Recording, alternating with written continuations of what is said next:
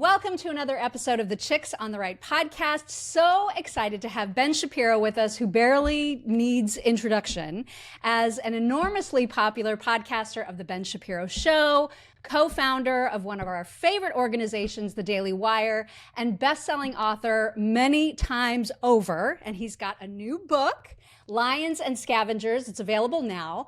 And that describes the two sides of the battle for America's future. Spoiler alert, the Lions are the good guys. So the conclusion of this book, Ben, thank you for being with us, was written right after Trump had been inaugurated. And you had written at the end that the Lions are awake. And so now that some time has passed, I wanted to check in and see if you still feel that way today. I do. I think that the American people are done with the sort of grievance mentality that characterized America for a fairly significant period of time. I don't think that it's completely gone. I mean, I think that there's always the possibility that it will come back. And that's the danger of politics, is that these sort of grievance-based politics in which people believe that all the problems in their life are the fault of shadowy systems, and thus we have to wreck the actual systems that matter, things like private property or free speech or rule of law or traditional virtue, that those people are still there.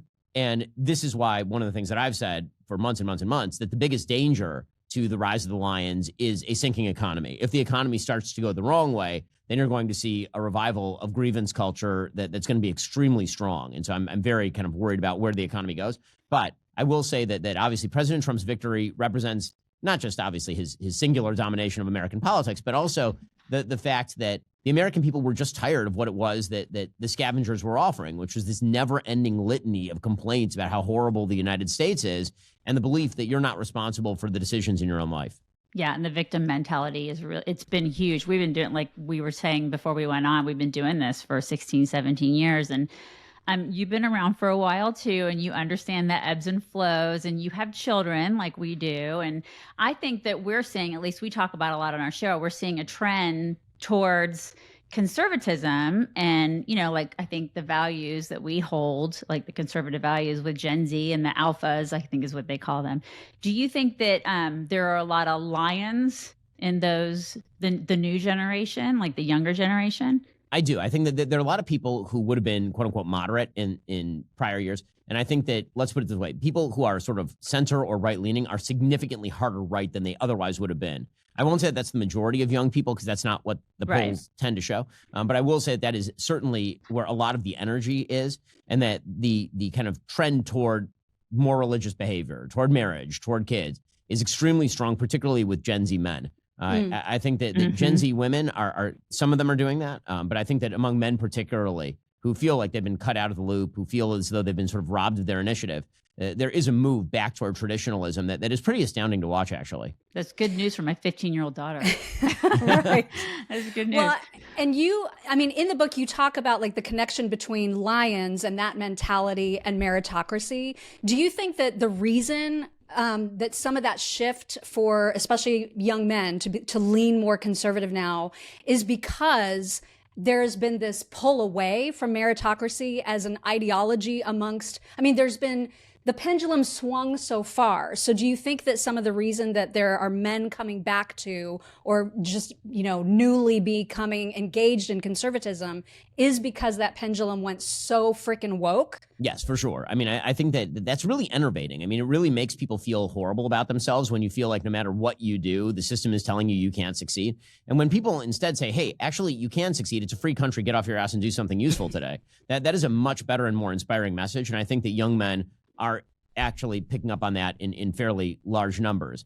I do think that the woke left went so extreme in its pursuit of wiping away masculinity in particular that you can certainly say that the movement toward conservatism, particularly among young people, and toward Trump is led by men. I mean, there are more young women who are voting for Trump. That did happen between 2020 and 2024, but the shift among young men was pretty astounding. And I think a large part of that was a direct response to the idea that there's no place for men in society, that masculinity is dead, that basically what we need is for men to stop being quite so aggressive and so masculine. And I think a lot of guys said, I'm not in for this. I would much rather be able to make the most of my God-given abilities. Yeah. Whenever we see like one side do one thing, I feel like the other side does that thing too. So like we're seeing the woke left And I know the pendulum is swinging, but we're also seeing the woke right, which is so disturbing and weird to us.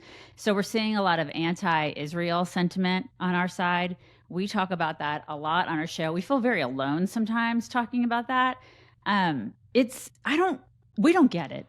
We just don't get it, Ben. So we want to know what your thoughts are on all this anti-Israel sentiment. Because I saw a stat the other day. I want to make sure I get this right. There's been an almost 900% increase in anti-Semitic incidents over the past decade alone. And we see it from people that we used to really love and respect. What the hell is going on? Like, what's going on? So I do think that there is a grievance culture that has arisen on the right. So I think that the grievance culture, the kind of woke culture that arose on the left, was this idea that America is a white supremacist structure and that people who are suffering under that structure are the victims of a shadowy system. That shadowy system, is being run by the people who are disproportionately well-educated and rich. And hey, look, who's overrepresented among people who are well-educated and rich? There are a lot of Jews in that group. And so it must be that the Jews are manipulating the system. I think a lot of the anti-Semitism of the left comes from there. I think you're seeing a sort of mirror image of that on the right, where people who start with a premise, which is that much public policy was directed against particularly white Christian males, which is true during the Obama administration and the Biden administration. They then take that and they say, okay, well, we are also a sort of discrete insular group that is being attacked. The system won't allow us to succeed. And the solution for that isn't meritocracy. The solution is to say that America is in and of itself bad. The systems are out to get us. Mm-hmm. And who are the beneficiaries of the system? And you end up in almost exactly the same place. And so I think there is some of that. I also think that there are influencers who have basically decided that there's a lot of clickability to this particular issue, to Jews, to Israel, on X in particular. And a lot of the floodgates have been opened. It's a great way to go viral, like a really great way to go viral. And there's no question that there are bot farms that are exacerbating all of that. But it's not all fake. But I do think that it can move from the virtual world to the real world fairly quickly. I also think that one of the things that's happened is that because the right for so long was told you can't say X, the Overton window is really, really small, that basically the right responded by blowing up the Overton window entirely and said, okay, well, now everything is on the table. And so if everything is on the table, then whatever is the most transgressive thing must be the most true thing. So the right kind of combined a couple of propositions. One was that if you're taking flack, it's because you're over the target, which used to be more true and is not necessarily true now. And so if I say something and I get a lot of blowback, it must be because what I'm saying is super true. And so if I say something that actually is kind of disgusting and a lot of people are criticizing me for it, well, it's not because what I'm saying is disgusting. It's because what I'm saying is actually true. And also, the right then overread sort of what cancel culture is into you're not allowed to even condemn bad speech, and anybody who condemns things that are bad is in fact a censor. So if you combine the idea that criticizing Nazis is a form of censorship, and also that the more flack you take, the more over the target you are, you end up with Nazis might be the good guys, right? Because Nazis take a lot of flack. And also, if you criticize a Nazi, this makes you a censor, right? And so there is a sort of thrill of transgression in a lot of that. And anybody who criticizes that is then seen as sort of a school marm who's not allowing you to, quote unquote, ask the questions. Now, as I've said before, you can ask whatever question you want, but honest people ask questions to elicit answers. They don't ask questions in order to avoid answers or to posit specious theories about how you can't control your own life and there's a shadowy force that's behind the scenes manipulating all events. It's got to be really, really, personally disappointing to you, I would think, because, we watch sort of this new woke right from a distance where these are people we've long admired, but these are people that were your friends. And so how do you reconcile their huge transformations? Because they have transformed. There are people we deeply respected who we don't even recognize anymore. It's certainly disappointing, and I don't think that it's happened over the course of the last couple of years. There are people with whom I was friends 10 years ago who were doing some of this sort of stuff. But again, I think that all you can do is hold to your values and then just recognize that some people have strayed from what you at least thought their values were, or maybe you got them wrong all along. It's very difficult to tell, but obviously the ground is moving, particularly in online space. The thing I keep reminding myself, and that I remind all my listeners, is that if you actually go out and touch grass, it's significantly less prevalent when you actually speak to normal human beings than it is in the online world. But the problem is that when I talk about the bleed over, that is particularly among young men who spend a lot of time online. So like 15-year-old boys who spend a lot of time online can get drawn into this stuff, and then it bleeds over into like your actual real life. And you start finding common cause with people who are also saying the rebellious, transgressive thing. And, then it becomes like a real problem. But I think that overall, and this is what the polls show, that the American people are overwhelmingly not anti-Semitic. They're quite philo-Semitic. The American people are overwhelmingly pro-Israel.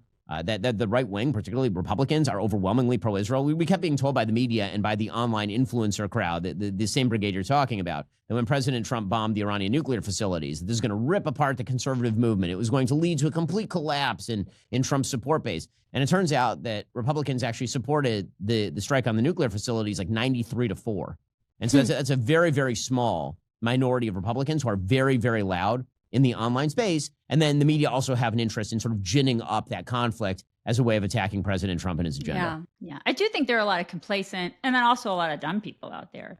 Like a lot of people, like I live in Texas, and I think there are people that just think, okay, this stuff can't happen here. And then I look at Houston, I look at Dallas, I look at a lot of, people that are coming into communities like that are, demanding that you can't sell certain things in convenience stores. And, you're just like, wait, this is Texas. What's going on? And then I look at New York and I see what's happening with Mamdani. And I'm like, okay, how is this even happening? Like, how are they going to possibly elect, this Muslim guy that is a commie? Like, yeah.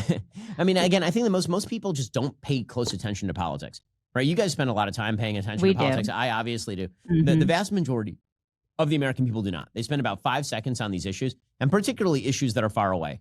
So if you're talking about Middle Eastern politics, the vast majority of Americans could not find this place on a map. If you gave them a globe and you said, like, point to the general region where this stuff is happening, they couldn't do it. And yet they have very strong opinions on the left and on some parts of the right about this stuff, knowing none of the history, knowing very little about it, just having kind of a general gestalt feel for it. And this is where the influencer brigade really makes a big difference, because people tend to hew to the people who they've trusted in the past. And so if you have people who have built up a big following by saying traditionally conservative things, basically, over the course of the last 10, 20 years, and then suddenly they flip, then you can't be totally shocked when their audience that's trusted them for 10 or 20 years continues to kind of follow them down that road. And that's why I think what's happening with some of these folks is both dishonest and immoral, because I think that many of them know better than what they're saying. But they, again, seem to be garnering high levels of virality and also a sort of bizarre left-wing respect, a strange new respect for doing some of this stuff. Mm-hmm. It's like Dick Cheney. It's like the left loving Dick Cheney all of a sudden. Exactly. Remember? Yeah. Right. Do you think that there's any?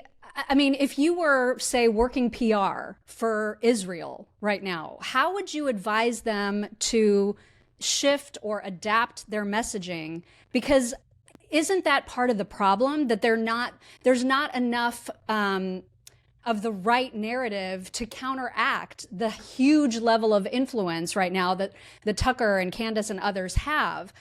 What would you tell them to do differently, if anything? So obviously not my job, and despite Tucker and Candace's accusations to the contrary, that's actually not what I do for a living.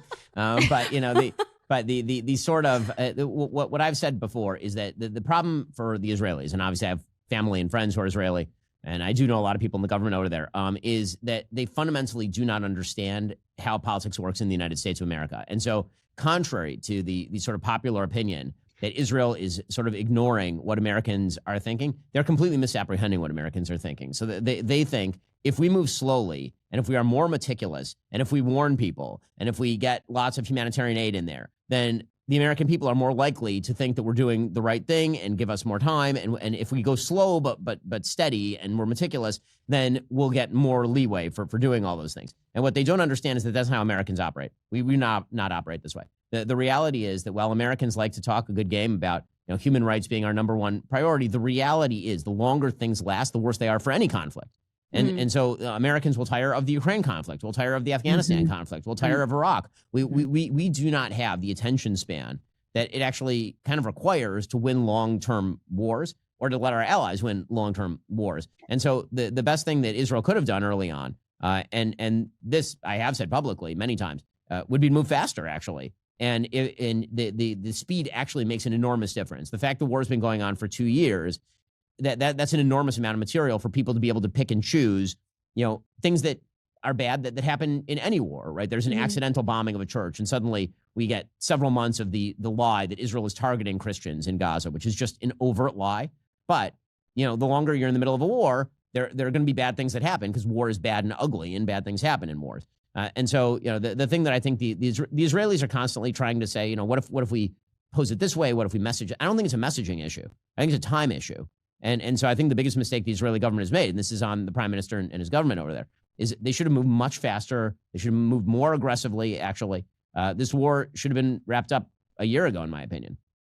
Mm-hmm. So this attack today on Doha, I'm assuming that you think that this is long overdue. Oh, yes. I mean, I think, first of all, the idea that Qatar was ever an honest broker is ridiculous. I mean, I know the players, and that's insane. Qatar has acted as an adjunct of Hamas for years. I mean, so much so that they almost went to war with Saudi Arabia over their support for the Muslim Brotherhood back in 2017. They funded literally billions of dollars to the leaders of Hamas. And I've talked with people in the Qatari government early on in the war, and I was actually asked by somebody, well, what should we do to end the war? And I said, take all of the Hamas leaders into exile and tell them to free the hostages. And they said, oh, we don't want to do that. And I said, well, why not? You already have all the Hamas leaders in Qatar. Like, why not just add a few more? And they said, well, we really don't want to. The bottom line is that the Qatar really likes to play both sides an awful lot. And the president said, there's an offer on the table. The offer is take it or leave it. It's the last offer. This is your final warning. Hamas turned it down. And then they pretended they didn't turn it down, but they did turn it down. And then they proceeded to endorse a massive terrorist attack in Jerusalem yesterday. Right. And then Israel decided that they were going to not wait anymore and blow up the leaders of Hamas in Qatar, basically saying, listen, it's gloves off completely now. You can either surrender the hostages, go into exile, give up your weapons, and move into whatever the next stage of rebuilding Gaza is, or you will be dead. And there weren't a lot of other options on the table for the Israelis. What were they supposed to do? Just continue to allow the Hamas leadership to live at five-star hotels in Qatar while continuing to order terrorist attacks just because they happen to be in Qatar, which, again, is a client state of Qatar plays both sides, right? They host an American airbase for sure, but they also are in very, very close cahoots with the Iranians. And so I will also say that just as a matter of geopolitics, the idea that Israel would have had the capacity to perform this strike without either advance American permission and knowledge, or even the Qataris knowing kind of what was happening, beggars the imagination a little bit. I would not be completely shocked if the Qataris were aware, at least in the moments leading up to this, that this was a thing that was about to happen. I cannot believe that there are people that look at all of this and are like, oh yeah, Hamas is not a terrorist organization. Hamas is just a political organization. Like it just blows my.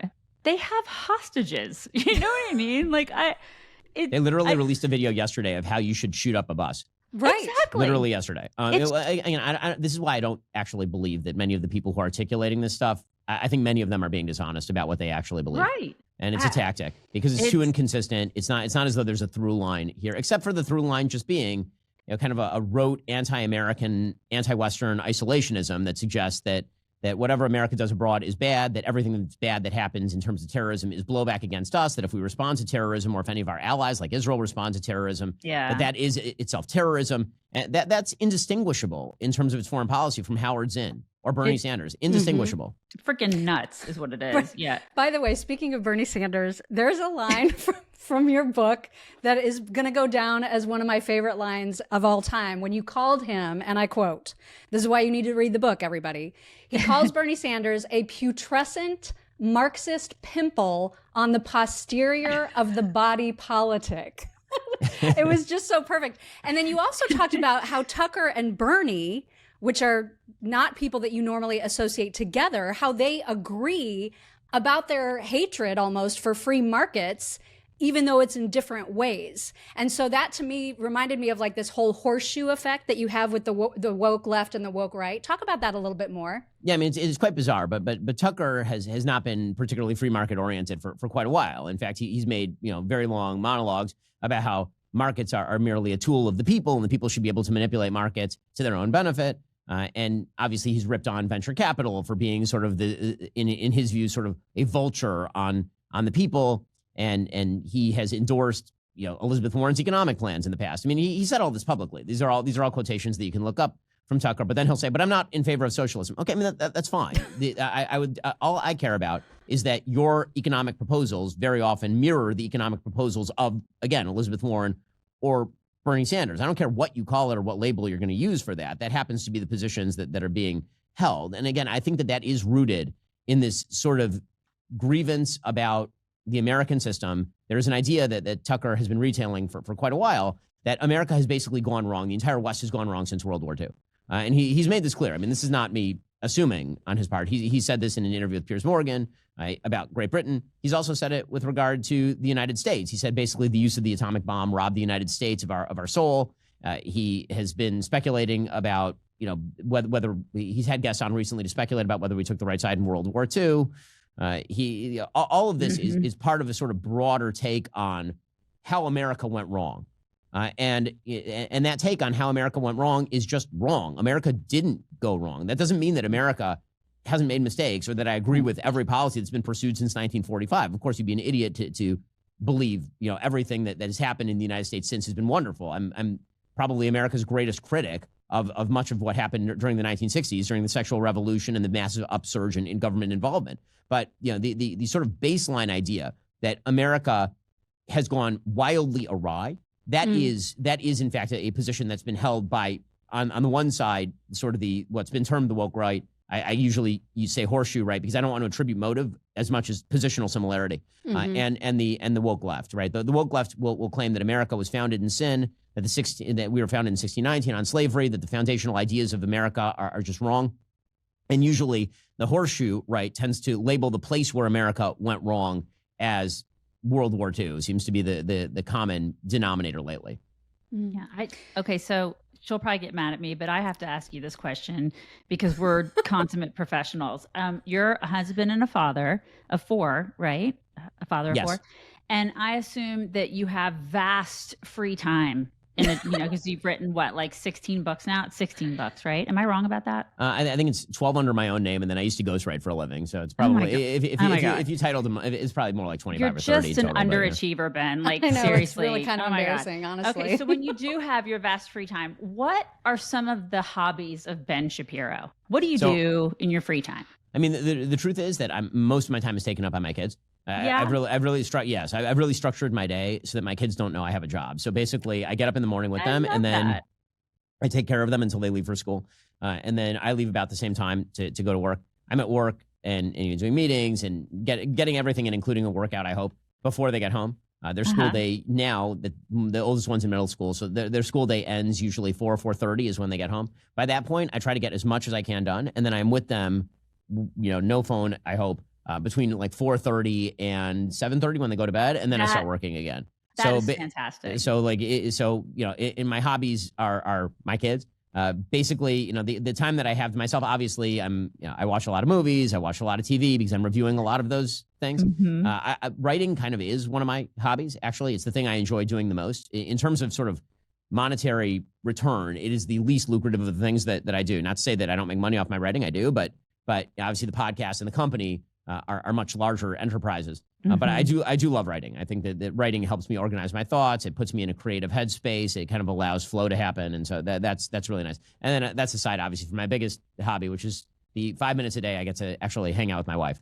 And create more hip hop. I'm assuming you've got another rap song in the works. Yeah, I don't know. I think my rap career was like a shining star that soared across the landscape for a brief moment in time, and we were all a little privileged to be there. But I think that moment is over. Your kids are gonna love that, Ben. Sadly, they do.